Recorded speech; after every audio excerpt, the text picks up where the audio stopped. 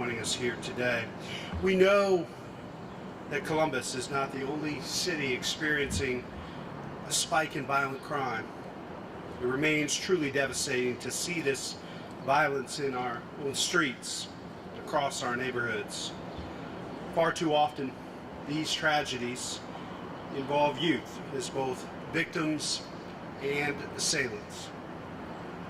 I've said it before, I will say it again, and I will keep on saying it. Put the guns down.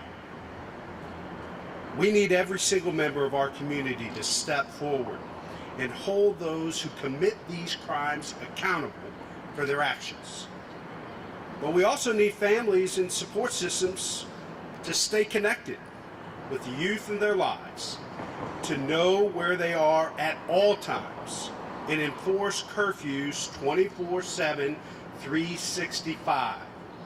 The city and the Division of Police cannot raise children. We need families to do that. This time, the city is not planning to allocate resources to enforce curfews.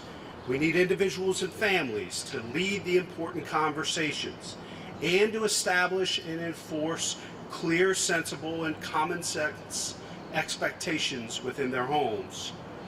For its part, the city is making unprecedented investments in programs and resources to keep our youth safe, active, and engaged as we head into the summer months. From violence prevention to sports, employment, and skills training, these opportunities are designed to provide constructive outlets for safe and healthy activities. Columbus Recreation and Parks is offering more camps this year than before the pandemic back in 2019, in addition to late night basketball, free admission to city pools, and more. In parks, public service, Celebrate One and other city departments are working with community partners to hire hundreds of seasonal positions and offer paid skills-based training for our youth. Earlier this year, we announced the launch and expansion of several anti-violence programs, including Growing Up for young men in Linden, End the Violence, supporting approximately 80 young people, Safe Streets. Our bicycle officers are now patrolling neighborhoods and building relationships during additional hours of the day and months of the year. Reroute, which worked so well in 2 of our zones, we've taken it citywide, while we've doubled the number of interventionists and social workers working with the public health department. In Safe Neighborhoods, based on the work of renowned criminologist David Kennedy. We're also working to evaluate the security within our parks system and identifying options for improvement. We have cameras at Bicentennial Park. Unfortunately, we have learned that they were not working at the time of this incident. We take responsibility for that, and we're fixing that immediately. We also explore other options to ensure that our parks are safe. There's no single answer to the complex problem of violence that cities across America are seeing. We, as a community, must do more and do better to protect our children and keep our neighborhoods safe. It is vital that we all work together to promote a safe and vibrant Columbus and to prevent tragedies like what occurred this past weekend from ever happening again.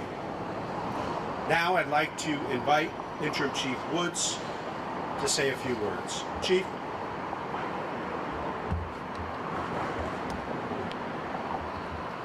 Thank you, Mayor, and thank all of you for being here this afternoon. Before I begin any comments, I want to remind all of you that my response to any question will be somewhat limited.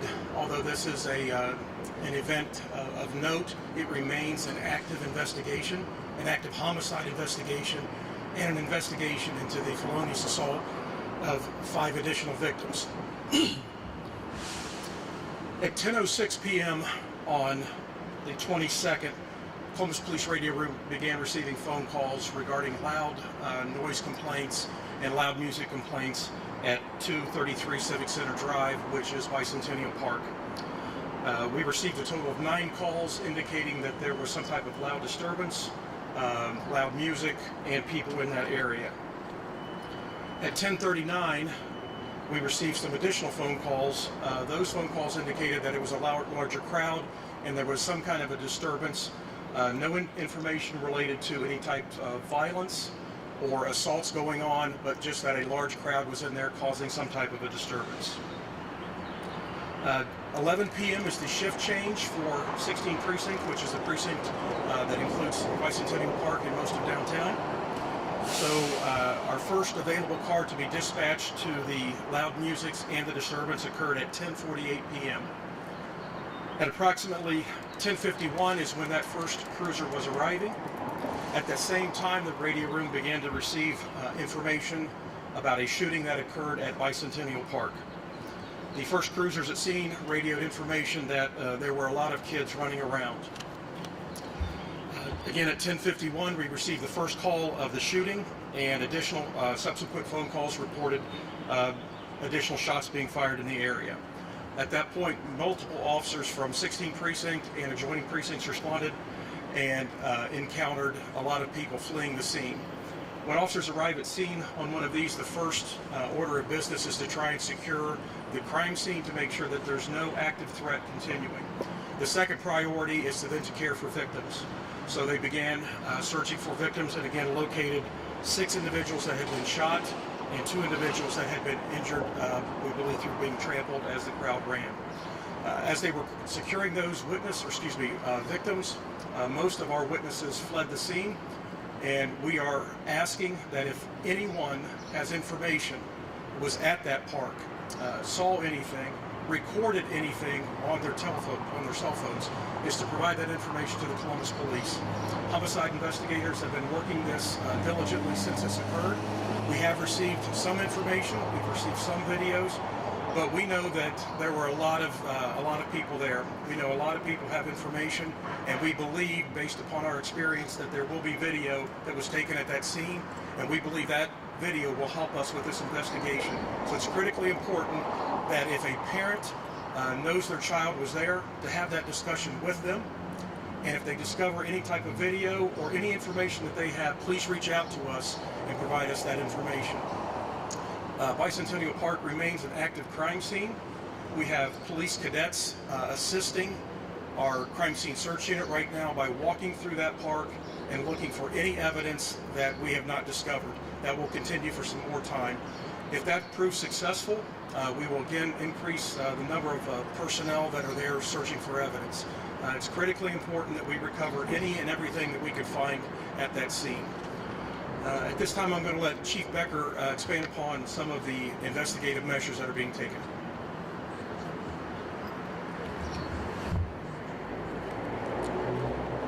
Thank you, Chief. Mayor. As Chief Woods said, at 11:51 Saturday, the city experienced our 77th homicide of 2021. In addition, 5 other victims were shot. The detectives I have the honor of working with are actively working this case. One of the females who was shot, who wasn't deceased, the decedent is Olivia Kurtz, a 16-year-old child. One of the adult females who was shot, I had the honor of meeting just a few months ago. We had a situation on February 9th where an Amber Alert was issued for a stolen car, and there was an infant in the back of the car at the time it was stolen. There were sub-zero temperatures that day, and we were frantically searching for about 3 hours until we recovered that car. Police didn't recover that car until 2 young ladies called and told us where that car was. One of the females that was shot the other night was one of the heroes who helped save that baby's life just a few months ago. So it's not often that I get to interact with people that just a few months later are shot, but praying for her recovery. My condolences to all the families involved. As Chief Woods said, we need your help. There was approximately estimates of 100 people plus at the park that night. Very few stayed around to cooperate with detectives. As a parent of a teenager, I'm well aware that teenagers walk around with their phones in their hand, recording constantly. They found out apparently about this party through an Instagram app. They're using their phones to find out about it. They're using them while they're there. As a parent, grandparent, guardian, I encourage you, if you believe your child was there, to be going through their phone, to looking at that if there is evidence, and coming forward to help share that with the police. The homicide detectives can be reached at 614-645-4730. We can also receive tips anonymously or non-anonymously through Central Ohio Crime Stoppers. We're continuing to evaluate the evidence. Hundreds of pieces of evidence have been collected. It'll take a long time to process all that. And as Chief Woods mentioned, we continue to have people out there searching for additional evidence today. Some of the victims that were shot the other night went into surgery and weren't able to, meet with us immediately. So we'll be following up with all the victims. But again, I implore everybody, if you know somebody who may have been out there, encourage them to come forward, share that information so we can take the killer off the street, bring them into the justice system, bring these shooters off the street, get these guns out of the hands of children. All these victims were between the age of 14 and 19. These are all kids. And we have an obligation as adults to look out for these kids. And the way we can do that is get these guns off the street and bring these kids into the system so we can properly deal with this and prevent other people from experiencing these same tragedies. With that, I'd like to introduce the Director of Public Safety, Ned Pettis Jr.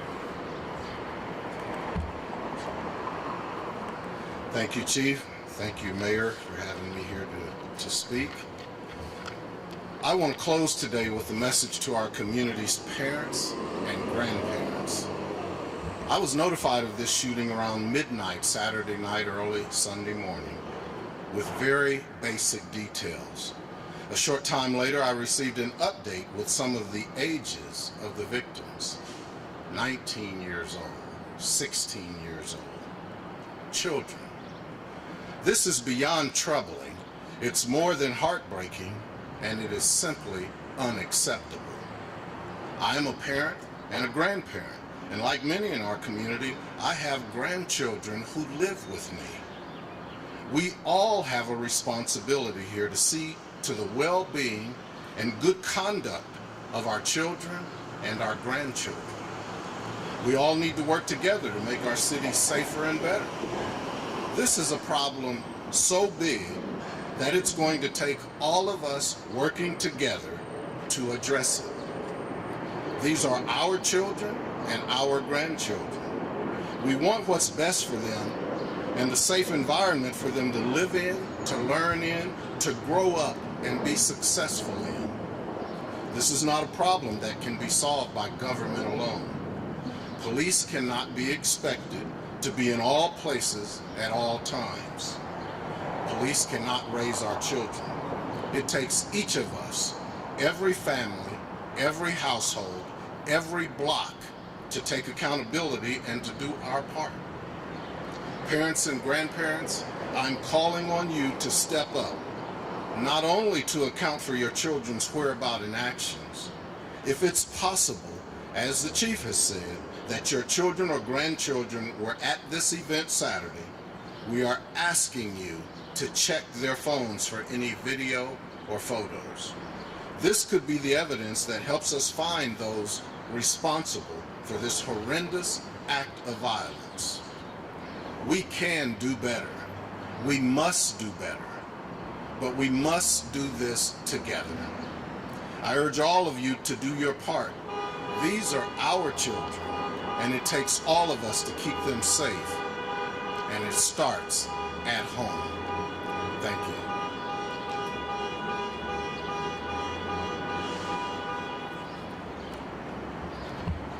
I think one point that I want to make sure we reemphasize, and might ask Chief Woods or Deputy Chief Becker to reinforce this. What may seem like a relatively innocent party or get-together amongst adolescents attracts other types of folks as well. And we know, I believe, Chief, that there are at least 2 individuals that have been identified that may have been there that night that have previous violent encounters in our city. And so it's critically important for parents and grandparents to know, even if there's a group of teenagers gathering at a park and so forth, because of the way these things have happened, it may very well attract people with dangerous pasts who have malicious intent. Chief, you want to speak any more of that? Deputy Chief Becker? I think one thing to remember when you have a child or grandchild going to one of these events, you don't know who's going to be there. These are shared by social media apps, through word of mouth, and once it gets out, the group that you thought was going to be there, there may be others that are coming that you don't know. And those others that are coming that you don't know may have some type of a beef with someone that's already there. So you may attend a party and have all the good intentions in the world just getting together with friends. But when you can't control the element and the individuals that are there, bad things can happen, and I believe that's what we saw on Saturday night. An event that could have started off innocent, a group of people getting together to listen to music, quickly deteriorated into gunfire. Again, you don't know who's going to be there, and when bad things happen, you don't want your child or grandchild there, so pay attention to it. Have that conversation with them. Don't wait until an event happens to have the conversation. Talk to them ahead of time. Do you know who's going to be at this party? Should you be at that party? Is somebody going to be there that can control who's coming and going? This is unfortunately not the first event where we've had this situation occur. On campus earlier this year, a party was going on. Individuals that were not initially invited showed up, and a homicide occurred. This is not a singular event. We have to do better with this. You have to talk to your kids. Let them know that these things can happen. Control who they're out with. So Insta parties, it's just not a good idea because, number one, being there could be illegal depending upon where it is. If it's on private property, they may not want that party there. This park closed at 11 p.m. After 11 p.m., they're in violation. So these things need to be known by your kids and your grandkids before the party begins.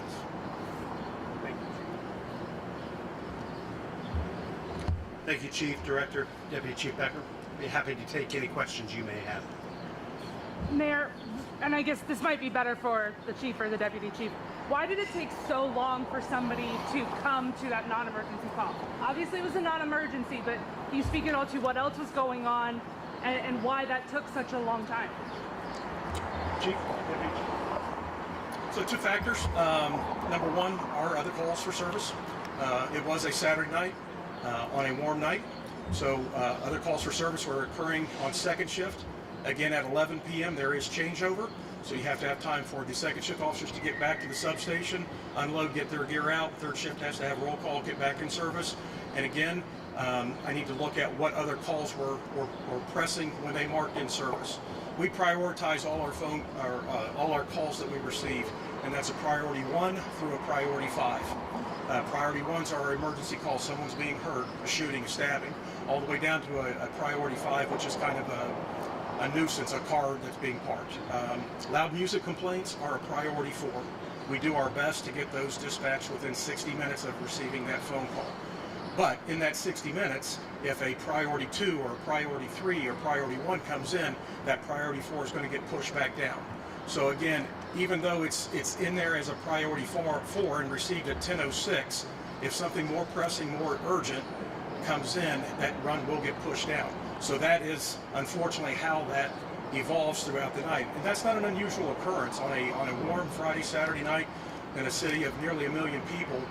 Things occur. So if a domestic comes in, that loud music complaint is going to get pushed down further and further, and with no indication of violence, no indication of someone being in danger, that run is going to keep getting pushed down. So we get it dispatched as soon as we possibly can. So it took more than our 60 minutes. Our goal is 60 minutes, and we meet that whenever we can. Mayor, you and I have had this discussion before. I've asked this question point blank. 7 homicides in 2021. I've got to ask again, is this city safe? The city is as safe as we choose to make it. Each and every one of us have a responsibility to do our part. And clearly, what happened the other night was avoidable. If parents in the community are willing to step up and do their part, we still have an opportunity to bring those to justice who killed a 16-year-old child in our city and harmed others as well.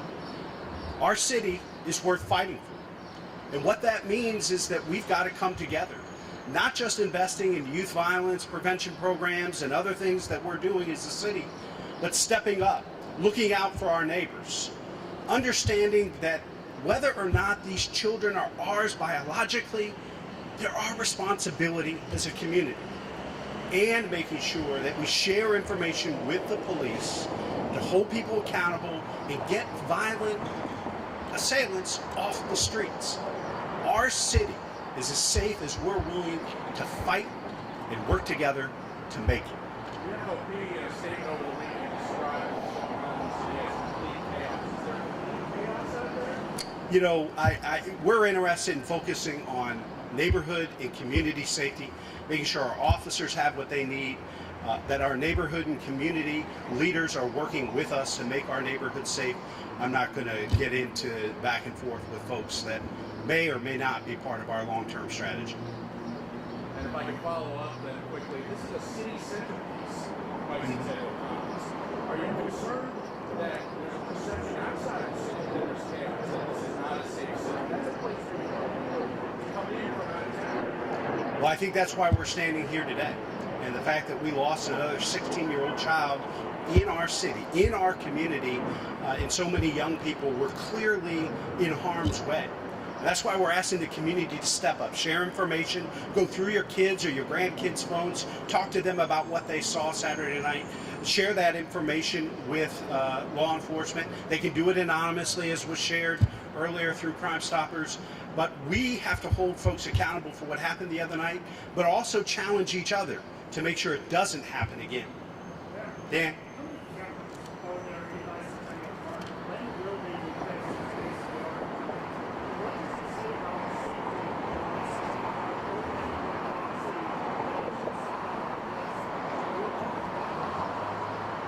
Clearly, this is going to be a top priority for us, and I'm asking Recreation and Parks to work with the Department of Public Safety to look at all of our cameras at our parks and recreation centers. We know that we have community-based cameras as well, going to ensure that all those are working properly, but it will be my top priority moving forward. As far as how many cameras, Robin, do we know a number? We'll get back to you on the exact number. They will be fixed as quickly as possible. It is a top priority for not just Bicentennial Park, but any other places throughout our city where we have safety cameras, to make sure they're working properly and that we're able to view those. Yes, Kevin. Hi, Mayor. I think people will be a little disappointed at this press conference. They had perhaps hoped you'd come up with a tangible solution to the gun violence. Instead, we heard, put your guns down.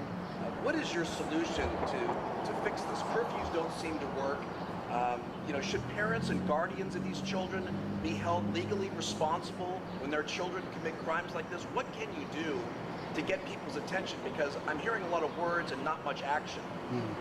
Well, I think what the action you can see is clearly all of the investments and the changes we've made over the last year or so, continuing to expand things that have shown some promise and worked in different parts of the city, citywide, continue to invest in, having our officers proactively out in community and neighborhoods through our bike patrol program, which we expanded both the amounts and the hours in which they're out there. We're continuing to invest this unprecedented investment we've made into youth programming and youth services, summer youth employment, all of those things coupled with our work within the Division of Police to tackle some of these issues. So we're going to continue to monitor what's working and expand it and invest in it and stop doing things that aren't working. As far as holding the parents legally responsible, that's something that certainly that we'll have to consider. What I'm asking folks to do is proactively take responsibility for the children in your household and families. And I know that, some kids are living with grandparents. They may be in foster care situations. They may be living with just one parent. I understand the complexity of our households here in Columbus and in cities around the country, but there are adults who need to take responsibility for their young people. The city and the Division of Police cannot raise children. So how do you get their attention? How do you get that parent, that guardian's attention to take that responsibility? We're going to have to continue to engage them, call them out, hold them accountable in ways, and engage them. Maybe there are additional resources we can bring to bear, or other partners can bring to bear to support a family who may be facing a particular crisis. But we all need to be working together to deal with these issues. Mayor, there was a homicide in Bicentennial Park last year. Were you aware, were cameras working at that time, and were you aware if they weren't, and why weren't they fixed before now? I don't know exactly when the camera stopped working, but I will get you an answer on that. And as far as why they weren't working on Saturday night, I take complete and full responsibility for that, and we'll make sure that they are up and running as quickly as possible. And you're also expanding, late night basketball, swimming pools free of charge. I've gotten information that the city administration has asked for guard duty, taking patrol officers off duty to be at those places. Is that a concern, taking officers off patrol to be engaged in keeping some of these areas safe? Well, I think our hope is to put as many officers as possible into proactive community policing engagements with young people and folks at the community and neighborhood level. With respect to the specifics, maybe I could ask Chief Woods if you want to speak to that. I don't think there's in any way, shape, or form we believe that we're putting our officers or the community at risk by doing that. We think this is a great way for us to have some proactive community policing engagements with young people, make sure those venues remain safe, that our young people are safe, and quite honestly strike up some meaningful relationships with those in law enforcement and potentially expose them to careers in that. Chief Woods? So one of the avenues we try to explore with that is providing an overtime opportunity for officers to work at city pools or park and recs events. If those don't get filled through an overtime, we look at the event, we look at the staffing, and then we make a determination whether or not we should put an officer there that's on duty. That's not every time this happens, there will be an officer there. Those are looked at independently by the zone lieutenant as well as the precinct sergeant. But the first thing that we try and do is through overtime dollars that are provided by Rec and Parks, is to pay officers on their time off to come in and work those. So that's the first way we try to address that. Chief?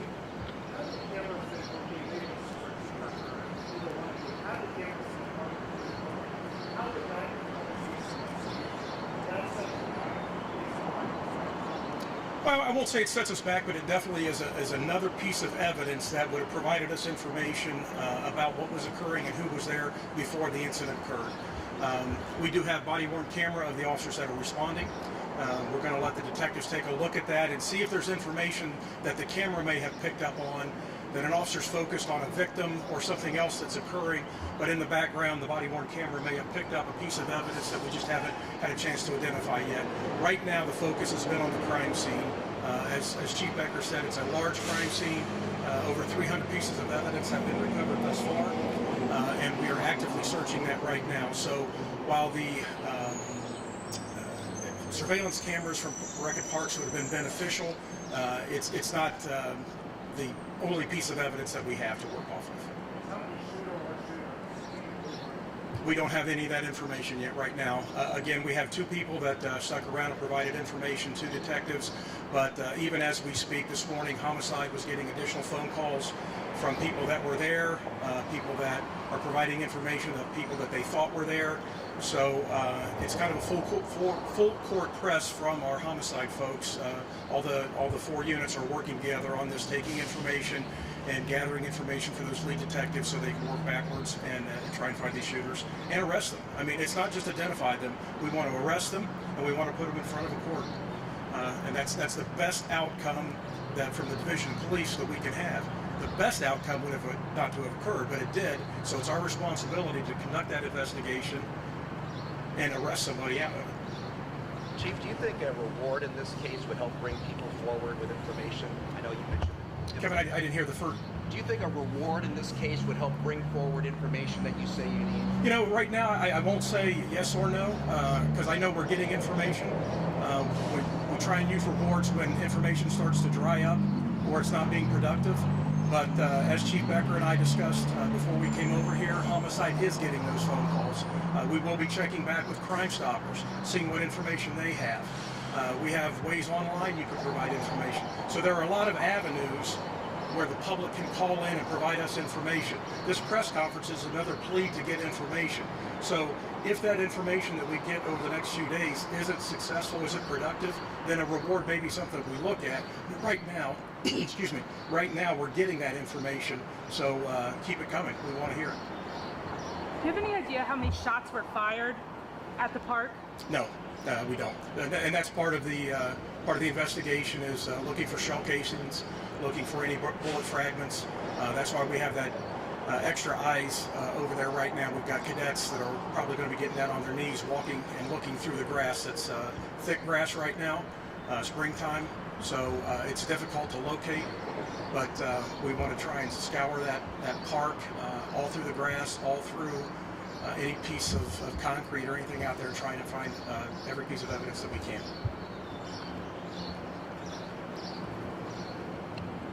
I think the chief makes a great point, and I think Deputy Chief made it earlier today. We are getting information. People are sharing information about what happened the other night. We thank them for that, and we ask people to continue to offer information, details about what they saw, what they heard, what they know about what happened the other night. And again, parents and grandparents to take charge of their young people's phones and look for videos and pictures that could be shared with police, other details, to help bring folks to justice and make sure we protect young people moving forward. Is there a reason, I think I may have misheard you when you talked about you're not going to add resources to extend the curfew. Is there a reason why? What other practical things can you do other than that? Well, we think that there are many different challenges with extending the curfew in the midst of a global pandemic.